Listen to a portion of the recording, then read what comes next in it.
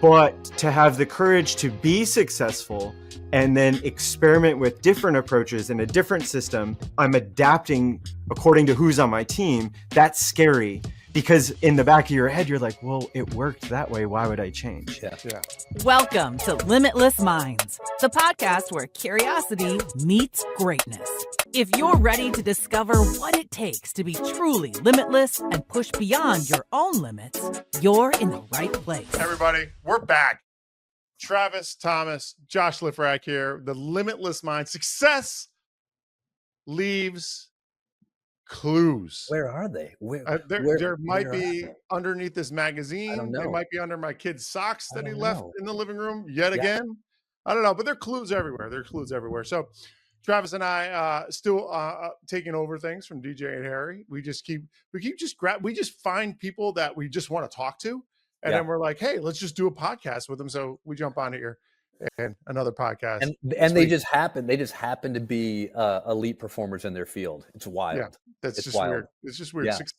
Success not only leaves clues, but it finds Travis and Josh. That's what I'm saying. You know, abundance mindset right there, kid. I love it. But Josh, before we jump into, our amazing guest for today, we gotta get that dipping sauce out. Get the dipping sauce out, and it's time for some nuggets. Of nooch, a nooch How nugget. are we getting neutral thinking? How are we putting it, modeling it, practicing it, putting it to work this week? Josh, your neutral nugget for the week is what?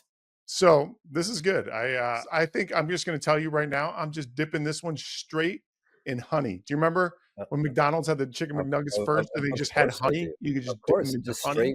Straight honey. So that's what we're dipping in. I'm giving a present. I live in Sarasota, Florida. That Sarasota, Florida is 3.5 hours, 3 hours, 15 minutes away from a town called Fort Lauderdale, which is on the East Coast down South Florida. To get there, you have to get from one to the other, Josh. Where do you have to go? You have to go through something called Alligator Alley. Yep. And Alligator Alley is a stretch of the highway that I really think, if I'm thinking about, I think there's 2 exits over about a 70 to 80 mile stretch. Yeah. Maybe a 90-mile stretch, but there's only it's through the Everglades. So it's swampland and there's a road through it. I'm coming back. I give the presentation. It's about 11 o'clock in the morning. I'm like, yeah, all right, I'm done. Kind of done for the day. I'm just going to enjoy. I'm going to listen to some podcasts. I got a couple books, audibles, and I'm going to 3.5 hours. I'm so super excited to get back home. I get home around 2:33. It'll be great.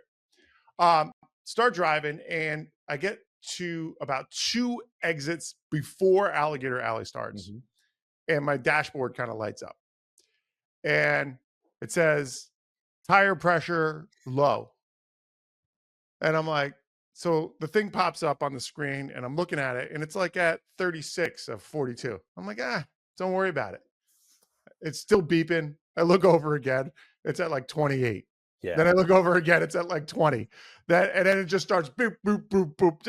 I got a flat tire. I'm done. I got a flat tire. So I got to pull over to the side of the highway. I get out. Sure enough, it's like really low. I have these weird tires that I don't have a spare. I have these tires that are called zero flat tires. Okay. Which doesn't mean they don't get flat. It just means they never get down to like where the rim is on the ground kind of thing and sparking and everything. So I call to get towed. I call to get them to come and fix the tire. And they're like, no, we don't do that. We'll change the tire for you if you have a spare. No, I don't have a spare. I have these. They're like, good luck. We'll tow you somewhere if you want. And I was like, nah, I don't want to do that. I look on my GPS, my Apple Map, my Waze, and there's 3 tire shops within a 5-mile radius. So I'm like, oh, phew, okay. Yeah. So I kind of put the blinkers on, drive at like 25 miles an hour, get to the first one. We're about 3 hours behind seeing anybody. Okay, where's the next one? Stay neutral. Don't get frustrated. Stay neutral. Go to the next one. The guy's like, yeah, we'll get you in. No problem. Let's take a look at it. Maybe it just needs to be fixed. We can plug the hole. Nope. Nails in the sidewall. Ripped it through. I'm done. Got to get a new tire. Here's the good news. We have the new tire.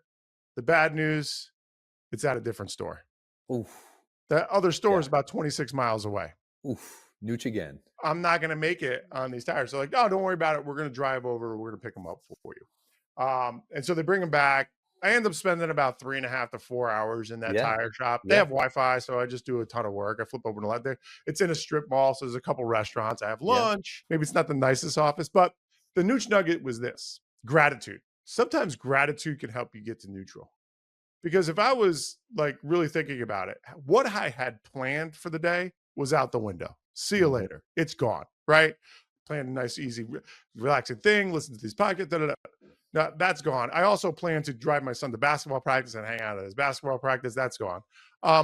So what ended up happening though was I was saved from even worse misery.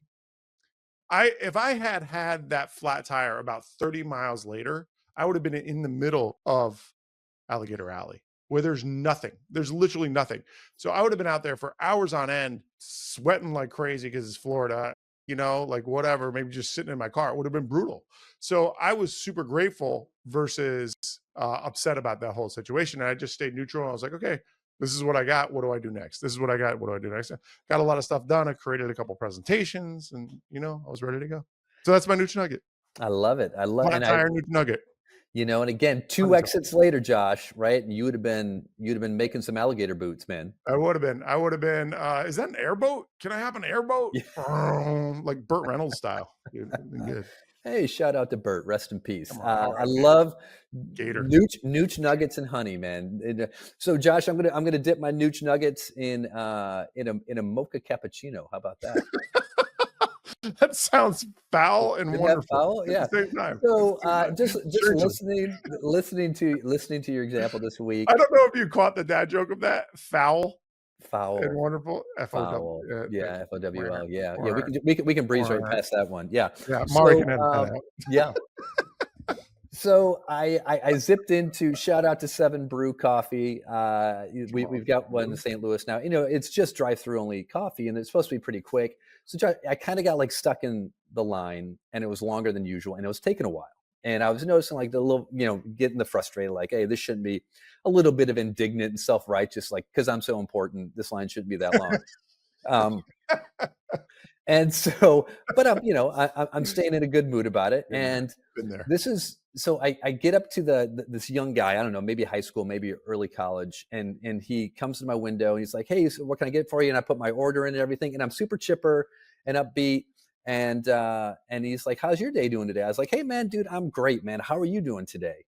And he goes, wow. He goes, thanks for being so positive. He goes, so many people, I ask them how they're doing, and he goes, they just ignore me and like they just give me their coffee order. And he's like, is it that hard to be like kind to somebody? And it just like hit me. I was like, oh, the most basic, right? The most basic thing that we can do is just, how we treat each other face to face. And again, I was like getting frustrated a couple cars back and like being a little pissy. But like when it comes down to it, it's our ability to stay neutral. Not only does it help us have a better day, I was then immediately able to just kind of move on. And in the process, here's this guy out there, and all he feels like he's getting hit with car after car is just negativity. And just that one moment of him being like, thank you for being kind. And of course, what did I do then? I jacked my kindness from 5 to 10, right? He's like, hey, here's your coffee, man. Again, have a great day. I was like, listen, brother, hang in there. You're doing awesome, right? Like keep doing like you have an awesome day. And it's just like, duh. It's so simple. Attitudes are what, Travis? Attitudes are what? Contagious.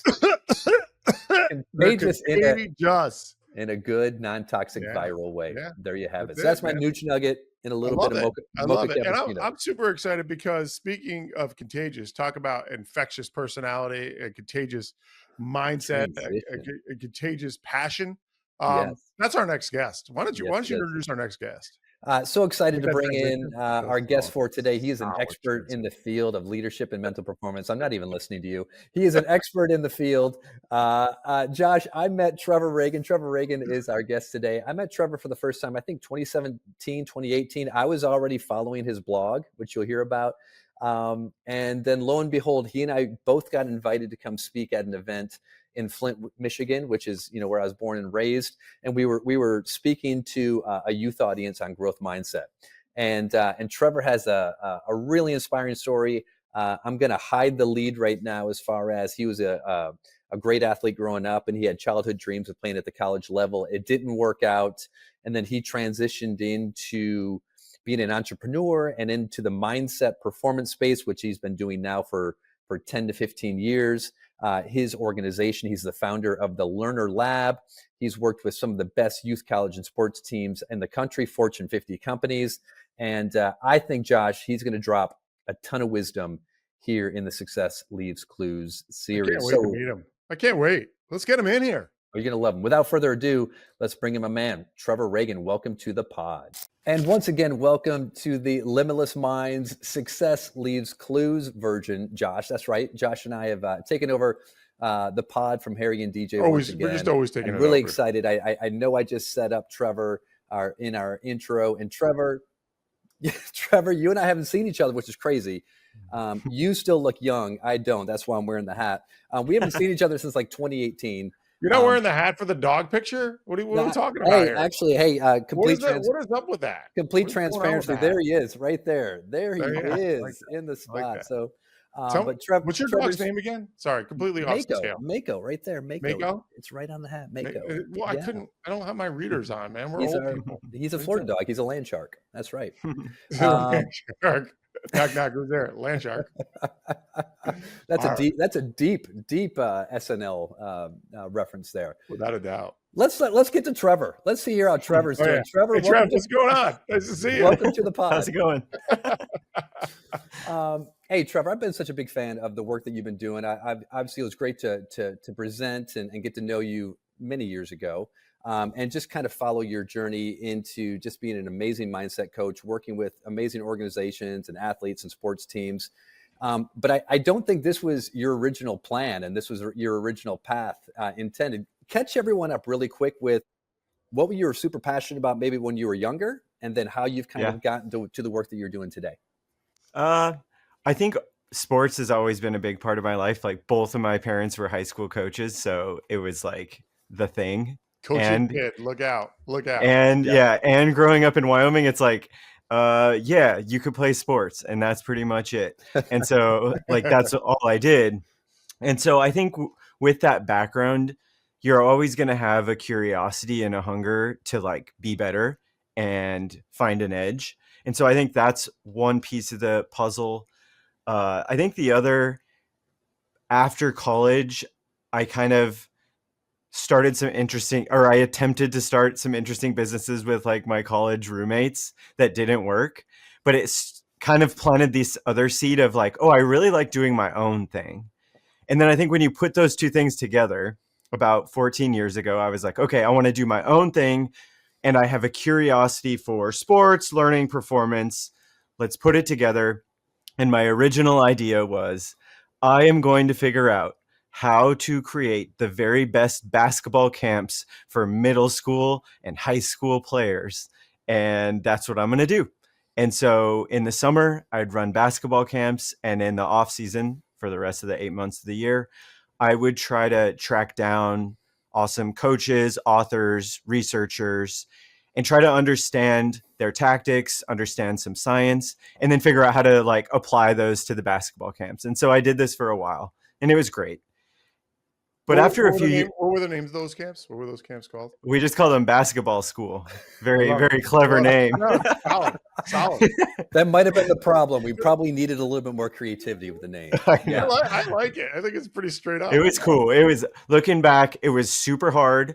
It was a bunch of time, but it really did lay the foundation for everything that I do now. So it allowed me to learn, but then also I got a disgusting amount of reps teaching what I was learning to a difficult audience, which is 7th graders who'd rather be playing like the drill, like playing basketball than like listening to you talk. So we do like these 10-minute talks during every session about some of like this science. And I wasn't very good at the start, but I got good by the end. And so after a couple of years of this, I realized like, whoa, all the stuff I'm learning is bigger than just basketball. This applies outside of just the world of basketball. And in fact, it applies outside of the world of sports. So a pivot I made was, instead of, I want to figure out how to create the best basketball learning environment, it became, I want to figure out how to help someone become the very, very best learner possible. And that pivot was a great one, because that's when I started to get to work with different organizations. I got to work with a bunch of schools. And like I said, like, the science is the science. You can apply it in all sorts of different ways. And so making the shift away from basketball to learner was really important. And I've been on that path for a long time now. So I tell people it's like the best job ever. Yeah, it sounds super fun, and it's basically like you just get to fill up your curiosity. It sounds like, and then just dive down these rabbit holes and then apply it, which is so much fun. But what did you actually study in school? That, because I was like, you walked out of school and immediately you were an entrepreneur. That is not. I don't know if that's typical or not. So it doesn't seem like it is. Most of the people I knew went to college and they were like trying to get a job, But you were like, no, I'm going to start businesses. Let's go. So what did you actually study? Please tell me like romantic poetry or something. It was pretty much the same. So, yeah, like, my plan while I was in school was, I'm going to be like my parents. I'm going to be like a high school PE teacher and a basketball coach. Gotcha. And so the idea was, for those 4 years, as long as I pass, I'm fine. And so I did that for 3.5 years in school. And last semester, senior year, is when, like, my friends and I came up with some ideas, and we decided to like start this business. And we entered into a business plan competition. We didn't know what we were doing, but it's like a semester long thing. We end up winning it. And again, it just like started, it kind of like flipped a switch for me of like, whoa, there's more to life than just trying to be like a basketball coach. There's this other world that I didn't know about. And it's kind of fun to like build something from scratch and hustle a little bit, and especially doing it with your friends.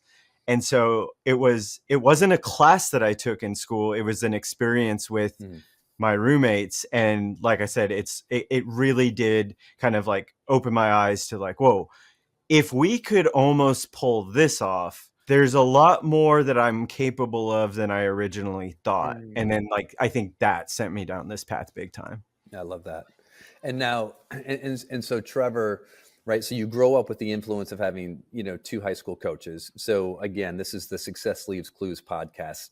Not many kids are blessed to probably have that type of influence, as far as, what is a key influence or lesson that maybe you look back, you're like, thank God my parents sort of taught me that. And then you got the opportunity to go try to be a part of this amazing program, if you will, and I'll let you to tell everyone about that. Which you've done some research. This is good. Which then is maybe a little bit of a setback, but I'm sure there's some huge learning nuggets as a result. So first question is parents. Second question, Trevor, is what the experience was like with maybe that setback. Got it.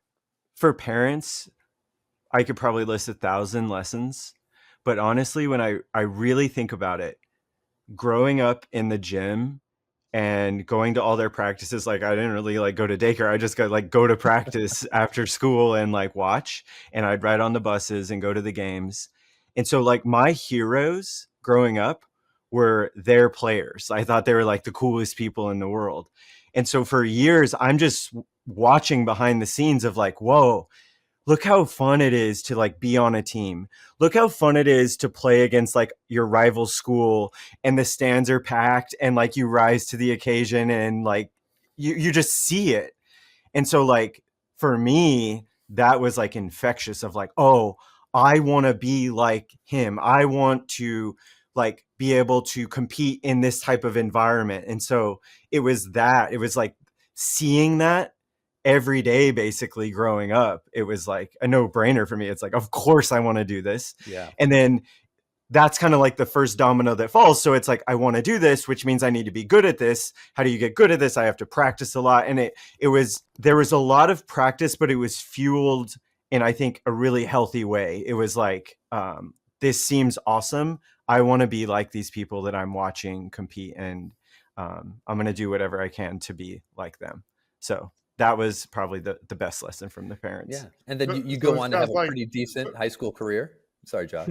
so yeah, no, I was gonna say, it sounds like, it's crazy as he's talking there, Trevor's talking. He's using the possibility of playing in this environment as motivation. So it's like, Yeah. like it was fueled not by scarcity and, oh no, what if I don't? It was fueled Right. more by love and joy and For sure. excitement, which is like 100%. huge, 100%. Yeah. If I had to give one piece of advice to youth sports parents, doesn't matter the sport, love is the first and most important step. Yep. That so many times I look at youth programs and we get so caught up in the fundamentals and the rules and the technicalities of a sport that it's just boring. And all those things are important, but I think there's a time and a place, and it's a little bit further down the road. It's like, start with love. This should be really fun. They should want to come to practice and want to play. And then when the love is there, now comes the curiosity of like, okay, now I want to learn this sport. I want to learn the rules. I want to learn the techniques.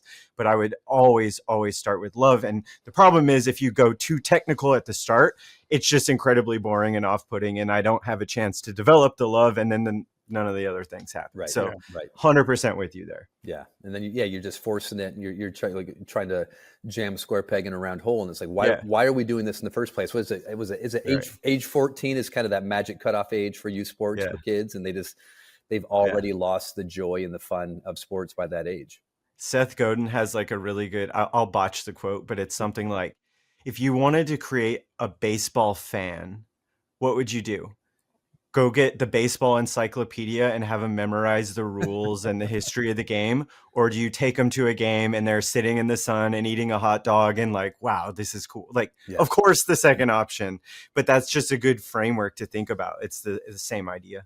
I love that. That's awesome. So I love cutting off Travis. So that was perfect. That's exactly what I did. It's good. I'm not going to say a thing the rest of the interview. Like, I just love cutting him off. Next time, raise your hand. I'm done. Yeah, exactly.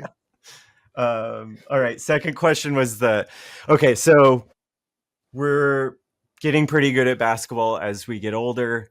Starting in about 5th grade, I think I watched, it was about 4th or 5th grade. I watched Rudy, the movie. Oh yeah. And like, I'm telling you, I don't know what it was, but it's probably like my childhood, whatever. When I watched that, it like wrecked me in a great way. I was like, oh man, like I was crying. Yeah. And so as a 4th grader, and I just thought like, wow, like that's what I want. Like, I want to do that. And basketball was my sport. So then it became like, oh, I want to try to like play at Duke. That became my like Rudy mission. Yeah. And so that was always in the back of my head. Long story short, I get pretty good especially being from Wyoming. I get accepted into Duke. I get out there for my first year, and they have like open tryouts for 2 walk-on spots. I make the Final 4. So the 4 of us are on the team for about a month, like during preseason. So I got to like scrimmage with them, work out with them, and it was the best. Like, going back to crying, I was like crying walking to practice every day because I'm like, this is it. Like, I'm doing it. Like everything that I wanted. So at the end of the preseason, they cut 2 people, keep 2 people, and I'm the last person cut. And it like, it wrecked me. And I tell people, like, when I don't tell the story very much, but when I do, this is not like a motivational ESPN story of, then I practiced even more and made it my sophomore season. Right. It was like the opposite. So like, it put me into a huge tailspin, didn't handle the situation well at all. But I got to be a manager and practice player and go to the games and sit in on the meetings. And that was a great experience. But if I'm going to be 100%, I probably didn't squeeze as much out of that experience as I could have, because I was so mad that I didn't make the team. And I was like making Gatorade for the guy that beat me out every day. And it's just like kind of torture. And so it's like those 2 years, amazing. Wasn't happy about it. But then if we're kind of like just zooming out again of like what shapes kind of who we are and where we are, I would say this is the third piece of the puzzle, which was I thought I did everything I could, but I still didn't make it. What could I have done better? And again, that doubled down this curiosity of like, wow, there has to be like more I could have done, or I could have practiced in a better way. So I think it's this combo of how I grew up, falling short at Duke, kind of this idea that I can create and I like doing my own thing. You put those three things together, and that's, I think, the three most important pieces of the puzzle. Yeah, that's awesome. And I think, that during that period of time, we're talking Coach K and that era, right? Yeah. Yeah. Tell me a little bit about your behind the scenes. You're in the coaches meetings. You Mhm. are the manager, so you're at everything. You're traveling with the team. What are some of those, like, the big things that you saw him do Yeah. in that program that really allowed for the excellence to be kind of Mhm. just the standard? Excellence was the standard there, without a doubt. So how do you Yeah. create that? The two that stick with me, one is he takes a lot of time connecting with everyone and understanding them as a human, and that investment pays off in how he leads and coaches them. So like, I did not matter in that program. As a manager, it's just like I'm just making Gatorade, wiping up sweat, ordering pizza on the road, and like doing things behind the scene. But he knew where I was from and would make fun of me from being from like Wyoming. He knew that my parents were coaches. Like, he knew me. Yeah. And he could connect with me because of that. Yeah. And then you like go one step further for the people that mattered more in the program, the players, because he's developing those relationships, he can like lead them in different ways. So I think that is something that really stood out for me. Then the other was, yeah, I was only there for 2 seasons, but you're connecting with managers that have been there for a long time and people who've been in the program for a long time. And every single one of them says like maybe the most incredible thing that he does as far as how he approaches each season is it's not a cookie cutter approach. Yeah. That their style, their philosophy, how they play is dependent on who the team is, the people on the team. And so, okay, maybe that seems small, but I think that's even more badass when you like take into account how successful they were. Like, so sometimes if you're really successful, it's easy to go, hey, we figured it out. This is what we have to do. We rinse and repeat. We're not going to change Just anything. play the system. Exactly. Yeah. Yeah. But to have the courage to be successful and then experiment with different approaches and a different system, like I'm adapting according to who's on my team, that's scary, because in the back of your head, you're like, well, it worked that way. Why would I change? Yeah. Yeah. But They need to conform to me. But like you just 100%. said, it's human first. Yeah. So if it's human first, you're going to go, these are the qualities that these human beings have. And these are the greatness. Let's enhance that versus like what we talked about before, square peg, round hole. And then you compare it to now it's like I'm doing workshops all over the country, all over the world with everyone. But sometimes it's at like high schools. But then you meet the high school football coach from Colorado that won a championship 12 years ago and refuses to change anything. And so it's like you just see this contrast of getting to be around the people at the top, Karch, Coach K, and you see this courage and hunger to learn. Courage to learn is because it's not easy. It's scary to like experiment and adjust and try new things. But this hunger to learn and adapt is like a common thread that I see in the best leaders. But then you look around and you see sometimes when people are missing that, it makes sense, but you just kind of wish it's like, hey, like there's so much out there. There's like things are advancing. There's better ways of doing all sorts of things. And if you had a little more of that curiosity, probably some of that might help you. Yeah, it's funny. Mike Tomlin always used to say, he obviously, Steelers coach, and that's what he says. I love coaching against coaches that don't love the coach.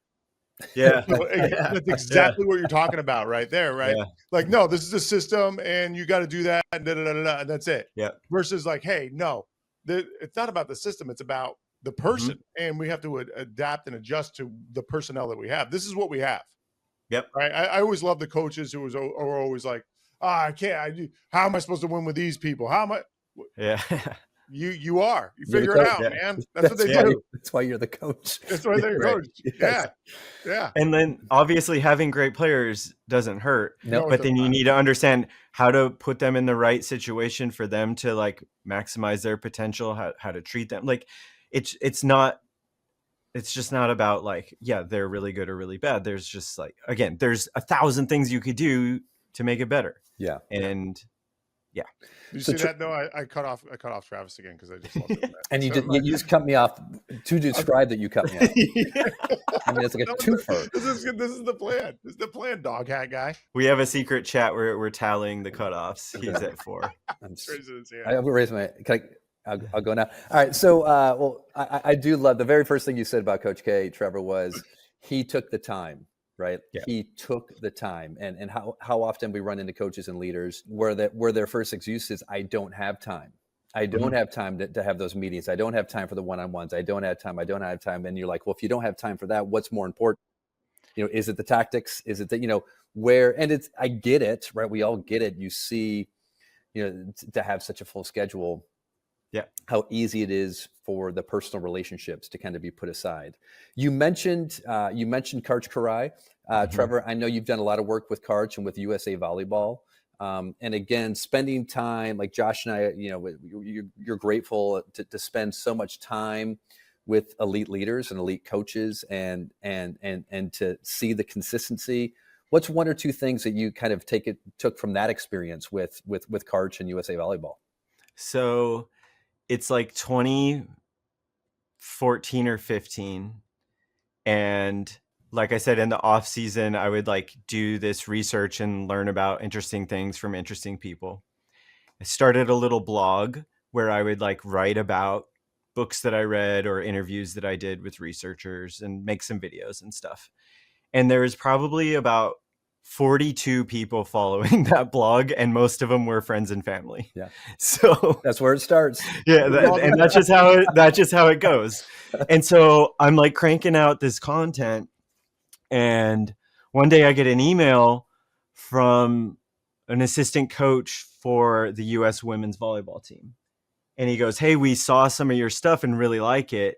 You should come out. Like we're not, it wasn't, we're using your stuff. It's like the science you're talking about, we're using. We're curious about this too, because we think there's something to it. Yeah. You should come hang out." And so I go to Anaheim and spend like a week there at the training facility. And it was incredible. But my favorite Karch story. So it's like the first day that I'm there, I'm in the stands just observing. So like 3 hours of training, and I'm just scratching notes, and I'm seeing like the science come to life, and it's amazing. So at the end of the practice, Karch comes up, and like, I'm not a huge volleyball person, but I also know like he's a legend. Karch is like the Michael Jordan of volleyball. Yes. And 84 Olympics. Yeah. So he comes up to me and he goes, "Hey, like, thanks so much for coming out." And 99% of people are going to make small talk in this moment. And like, that's what I thought was going to happen. I was like, okay, got to play it cool. He's going to ask me where I got lunch or something like that. And instead he goes, "What did you see that we could be doing better out there?" And it's like, wow, the Michael Jordan of volleyball is asking me for input and feedback. And I am a blogger that's living in his mom's basement with 37 followers. And so like, but with good self-awareness, by the way. Right.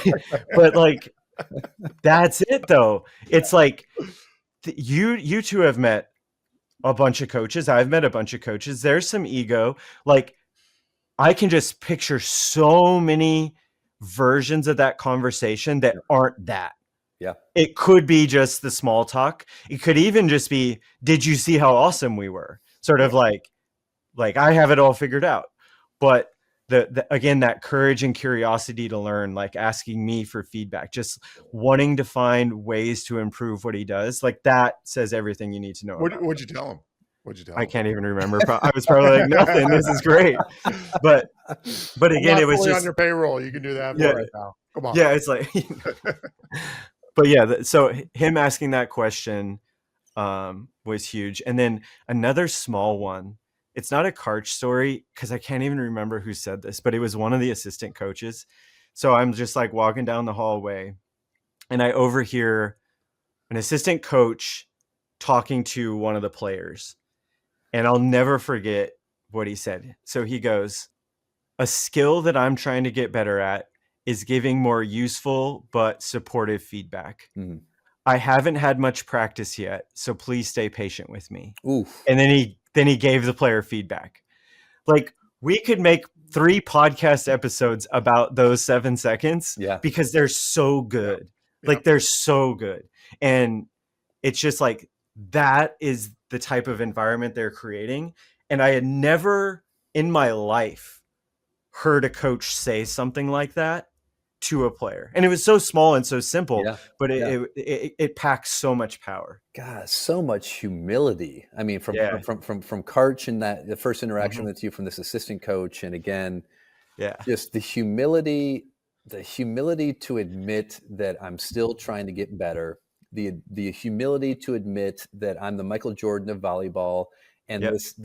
this guy living with his mom might actually have an insight that I can use. It's just Yeah. there's it's And so awesome and refreshing to hear. And to me, if you kind of dissect the conversation that I overheard. So one, there's the humility.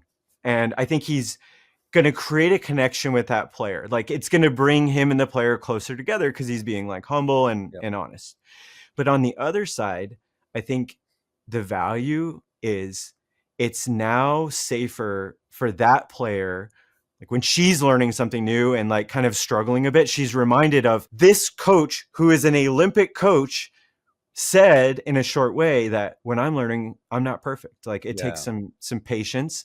And then the other big piece for every coach or every leader listening, it's, if I'm about to give someone feedback, essentially that coach is, I'm asking more of you. I'm asking you to be better at something. But before I'm doing that, I'm making it clear I'm trying to get better too. I'm not done. I'm a learner. We might be learning different things, but I am a learner and I'm asking you to be a learner. And that's the culture, right? The culture is huge. growth. Yep.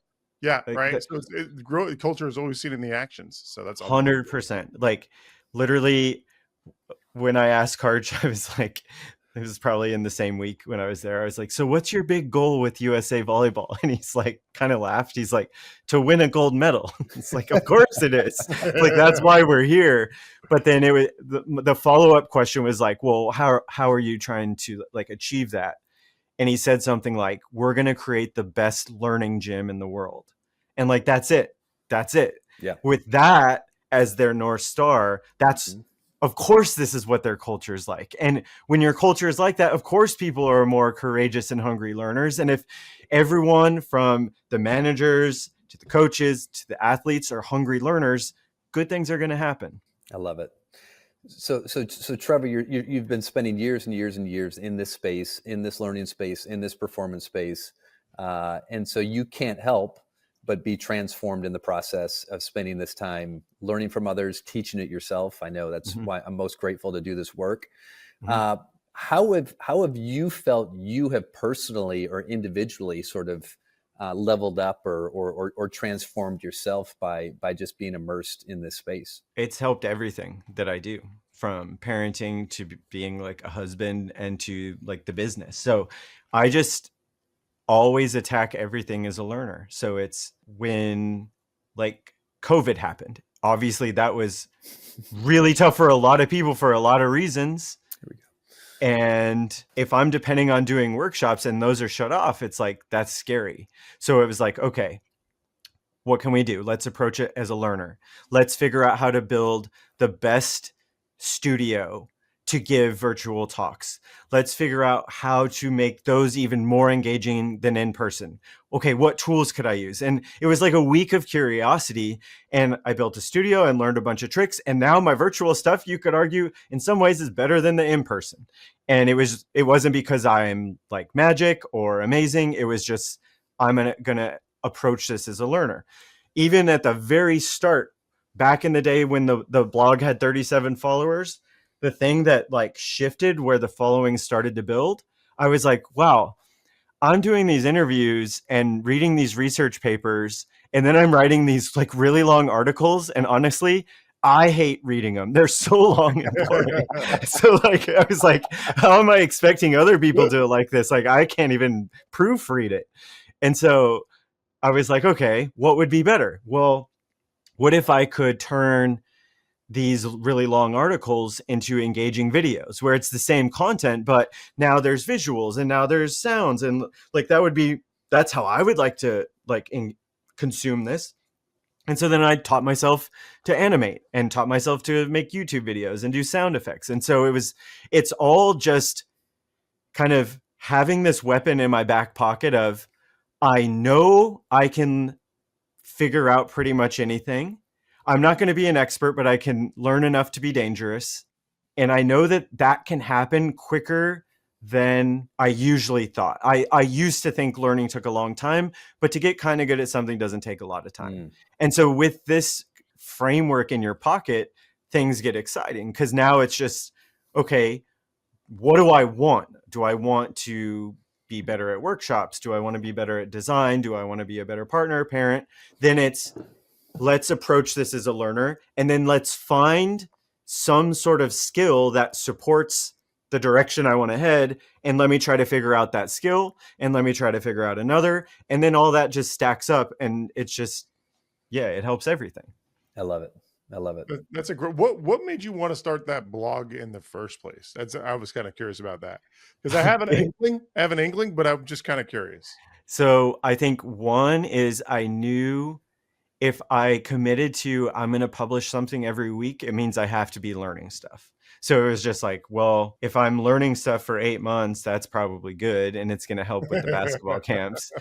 2, it was like an excuse to reach out to people. So instead of just like, hey, I want to ask you some questions, it's like, hey, I'm writing an article about your work. And then the other was, this was just, again, I was thinking so small at the start, but I was like, well, I'm trying to do these basketball camps. And so what I'm going to do is just find every email of every basketball coach in Wyoming, and I'm going to email them. And all I said was, hey, for the next 8 months, I'm going to try to learn something useful that can help improve practice. And I'm going to share it for free every week. And if you want to follow along, just sign up here. And then the idea was, well, if they follow me for 8 months, they're probably going to want to do a basketball camp. Yeah. So it was like sort of content marketing. Yeah. That's awesome. But it was in service though, too. You think about it. Like that's well, a lot of them didn't do a camp, but, and then again, it kind of like grew quite a bit after that first year, but it was like, I'm going to learn and I just want to share. Yeah. That's awesome. And that's, I think, one of the big things that you see with successful people. We were just talking about it today, Travis, talking about Adam Grant, give and take. Mm-hmm. And, you know, that the whole giving philosophy and just taking care of others. Yep. 100%. Not because you're trying to get something else, but because that's one of your values is contribution. Yeah. And 100%. I think that's what really jumps off the screen, Trevor, for me, is just throughout this interview is just like, there is a piece of like, yeah, selfishly, I want to learn because I want to get better. But really, the only reason I'm really learning is because I can't wait to share it. That's how I am. It feels like as soon as I learn, and I think it's common for like people that do what we do. It's like when I learn something, I get so excited and I can't wait to share it. And then it's just like, okay, what's the best way to share this? Yeah, I love that. So Trevor, I'm super interested in, you know, I love your vulnerability and your willingness to, to be open. You know, for you, what would you say still that you run into? What's kind of like your kryptonite when it comes to being a learner and leveling up? And when you run into that kryptonite, what's your I would call it your purpose belief or your counter offer that helped you get through the kryptonite? Travis is just bringing the fire with the question. No, this is you were just like, great. you just like dropping like heavy. Let's go. This is really good. This is good. So this is good. it's for I feel like sure. we're gonna have a nuclear reactor after this with the heavy water. It's. I think for a lot of the ideas of the kryptonite, there's some value in it, but then you cross this line where it becomes destructive. And so for sure, for me, it's when I share something, I have a really, really high standard of like, I want the people that follow my stuff. It's like, look, especially the last few years, I'm not posting every week, but if I post, it's going to be awesome. It's going to be like really, really, really well done and thought through. And I think that to a point, that's great. But I think I catch myself, and I'm literally doing it right now with this project that I'm working on, where it becomes like, no, you're just inventing more crap to work on because you're afraid to launch this thing. So like, it's like 100% of it. I just, last night I caught myself doing it. It's like adding one more feature and changing this little color. It's like, no, it's good enough. Like it's for sure good enough. You're just like meeting this resistant point of the scary part is the shipping. It's like, yeah, you built it, you made it. I love the building piece. But the scary part is the shipping. And then we come up with ways to like delay that or avoid that. And I'm really good at that. Yeah. So what do you do then? So you notice it, you know, it's there, Trevor, you know, it's a part of you. How do you counter it? How do you coach yourself through it? So one is I'll just create a time constraint. It's like, cause I know I'm not going to like, I'm going to always have that piece of my brain. So I'm not going to be able to turn it off. Yeah. So it's like, all right.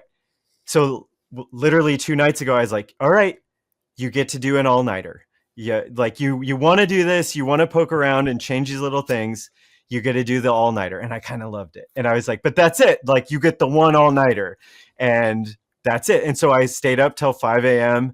just alone, listening to Outkast and just like tweaking little things that probably didn't matter, but I loved it. But it was like constrained. It's like this one night. That's a I understand laugh. I'm there with you. I got you. I know exactly where you were at. Honestly, great night. But so constraining it, yeah, not getting rid of it because it's like this is part of me. And then the other is just kind of like, if you never ship this, it doesn't matter. And so it's like you have this thing that you made, and obviously you think it's good and important, or you wouldn't have invested time. And if you're not sharing, it's like you're kind of like robbing people of like an insight. Maybe this could be useful. So sort of getting out of my own perfectionism and just like zooming out of like, okay, maybe this isn't perfect, but someone's going to take something from this. And then you can make the next project a little bit better. And so the zoom out really helps. Constraining it, like it's like, all right, you get to freak out for a little bit of time, but then we're over it. Those are probably be my best approaches. I love that. So like a timestamp, a deadline, and then also a recognition of like altruism. Like I'm not going to be selfish and hold this back. I got to get it out there. And then here's my timestamp to get that over. That's awesome. I was laughing. What's empathy wise? Empathically. That would be the word. Yeah, I learned that one time. I forgot. I didn't take the course, so I didn't learn. But my wife is Israeli. And you go to Israel, and Israel, I don't know if you've ever been there, but it's this incredible country where that is a country of like millions of really curious people. Like, think about it. These are the people that invented the cell phone. These are the people that invented Waze. These are, like they've invented some incredible things. Irrigation for a desert. They now have like, forests where there used to be desert because they figured out how to get water there. This desalination of the ocean. They figured all that stuff out. But one of the things that happens there is they love to solve problems. That's like, so you're in a conversation at a dinner and okay, what's the problem? We can solve, blah, blah, blah, blah. And then but once they solve it, guess what? They come up with another problem. What's the next problem? Because they just love solving problems. So when you were saying that, it brought me right back to Israel, where I've had these like great 4-hour dinners where everybody's arguing because they're just trying to solve stuff, but that's already been solved. But then they want to solve it again because it's fun to solve. It's awesome. Yeah. It's awesome. Yeah. I love it. I love it, Trevor. It's so funny. So Trevor, what does the No next? question. I have no What's the question next? on that. It was, you know what? It was a yes and. It was a yes and, Hey, Josh. You were totally yes it was and. a great yes and. It was a great yes So and, funny. right? It was you were adding value to an already great statement. What's the tip of your curiosity right now? I've found, so right now, really trying to simplify the learner message. I feel like it got a little noisy and a little like there's so much that could help you be better at learning.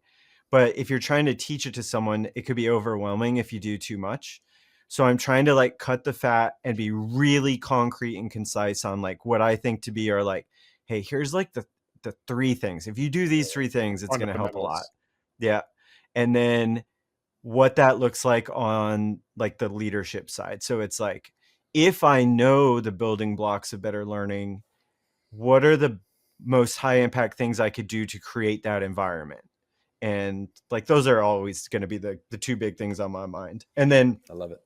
On top of all that, very curious about what actually is the best way to teach and explain these things. So like got really into some storytelling stuff and trying to learn about that world. Got really into some design stuff, but it's just sort of, it's like, it's one thing to know the stuff, but how do you talk about it so someone is engaged when they're listening and uses it? Like, that's what I'm like always thinking that about last too. part is so huge too, right? We always show Yeah. at the end of our presentations, we show the Ebbinghaus forgetting curve. I don't know if you've ever seen that Yeah. graph or not, but like Yeah. basically for our listeners, what that is after about 20 minutes of any keynote speech or talk you're going to forget about 40% of the stuff you just learned. Yeah. Like, it's just gone. So it's like, how do you solve for that? And I think that that's exactly what you're doing is like, okay, you got to put stuff into action. That's how you solve for it. So how do you get that call to action? That's awesome. That's awesome. I love it. Well, Trevor, what we love to do here at the end of the podcast is, because it's the Success Leaves Clues series, Josh and I take notes throughout. That's why my head has been down a lot. We want to reflect back to you what clues we sort of heard and learned from you. I don't think any of these are going to be a surprise, but it's our way of, again, we want, there are so many universal principles and ideas from guest to guest that we get to interview. And obviously you brought out a ton today. So Josh, you want to go first? I've been cutting you off all day, so you get to go first. I'm just going to be kind and generous and not. You get to go first. All right. So the first clue I took today is how important our environment is. So thinking about your environment as a child, the influences that were around you, and I know we talked about it. It's like you were given permission to dream. Right? Because you had examples in front of you all the time of people that were going for it, high performers, and it just kind of like normalized your childhood. And I just like, yeah, isn't that awesome how powerful the environment and the mentors from your parents to everyone else are around us to kind of, stoke that fire of learning and performance. What do you got, Josh? So I wrote down three things from your time at Duke that really jumped out at me. Two from your time at Duke, and then one that seemed to just come from you. The first was the human-centric focus, the human first focus of leaders. That gets lost a lot of times, especially in pro sports right now with the analytics world, and it's all about numbers. I was talking to a friend of mine who's a huge Cubs fan. The Cubs are in the playoff this year. And he said, that 2016 team, I was just so in love with them because you could just feel their humanity. I was like, yeah, that's what we were all about. And he said, these guys feel like calculators up there hitting. So I thought that was kind of an interesting comment. And then the second one is a concept I call mile zero, which you talked about with Coach K. It was like a new season every year. So there was no cookie cutter approach. It was just, okay, in Key West, there's this road sign that's called Mile Zero. And it's like, is it the beginning or is it the end? I don't know. You choose. It's Key West. So you get to choose a lot down there, I think. Probably bad choices often. But anyway, Mile Zero is that came out. And then the third thing that really jumps off when we're talking to you is that your standard is super friggin' high. Yeah. Like, it's just not like you're not a 1-star restaurant, bro. You're like a 3 or 4. You're like a Quattro Estrellas. You're walking in there and the silverware is one thumbnail away from the edge of the table. Like your napkins are folded perfectly. You get that from you, and because that standard's so high, the quality of your work so high, because the quality of your work is so high, people want to be around it. So right, that jumped off to me too. I love that. Yeah. So I'll yes and on top of that again, Josh. You already mentioned love. And I love, Trevor, you pointing out just how important love is that kind of that foundational key ingredient to passion, to learning. Obviously, anyone listening to this can just see that you embody curiosity with people, with topics, with all of this. It's what, I've appreciated you from the get-go is not only do you have a ton of curiosity, you have a ton of humility, which you pointed out in some of the top leaders that you've worked with, but also you have a ton of humility in your approach to learning. And I wrote down the phrase that you said, I attack everything as a learner. How awesome is that? Because that again, it's like, it's the white belt mentality. White belt, baby. Attack everything as a learner. And if all of us, and especially you being a perfectionist, the fact that you have the ability to attack everything as a learner, it just speaks volumes. And you can just see it. You can just see it in your evolution of your work, and then obviously the evolution of your personal life as well. And so that's what I got. A ton of nuggets here. Josh, anything that we missed? No, I just really, I mean, in all honesty, we are humbled to have you on the show today. We're so grateful that you were here with us and that you've shared some of your vast vaults of knowledge. I think we we went to like one safety deposit box of an entire vault. So we appreciate that. And I think, I think one of the things that's really cool is you've tapped into this thing that learning is a learned skill. Like you can learn to learn. And I think a lot of people don't realize that. And especially in our system, which is just memorize. And, maybe you're lucky to have a kid go to Montessori at a start and get an experiential learning and stuff like that. But, you're tapping into it and you're making learning more accessible. So I love that, man. It's a great cause and obviously a great company. Trevor, the Learner's Lab and people just finding more about you and your work. Where should people go? Yep. Just go to thelearnerlab.com. There's a bunch of videos and you can see my animation skills. And there's some good podcast episodes and some articles. It's all there. Listen, Travis, I watched one video today. I've already shared it like 17 times. I was like, this is gold. Boom, boom, boom, boom. It's already out there. A ton of people. So, I mean, the website is phenomenal. It's a resource even before you're even like doing anything with Trevor. Yeah. It's an awesome resource. So I encourage everybody to go seek this man out. Good stuff. Yeah, man. Hey, Trevor, so appreciated. Limitless Minds, we love to say that you don't need to be sick to get better. And all of your work is a reflection of that. And, we just give you the Limitless Minds Nux right there and say, thanks for sharing your love and your time, brother. And hopefully we can do it again soon. You guys are awesome. I'll do this anytime. This is Appreciate great. It, Trevor. That was awesome. Yeah.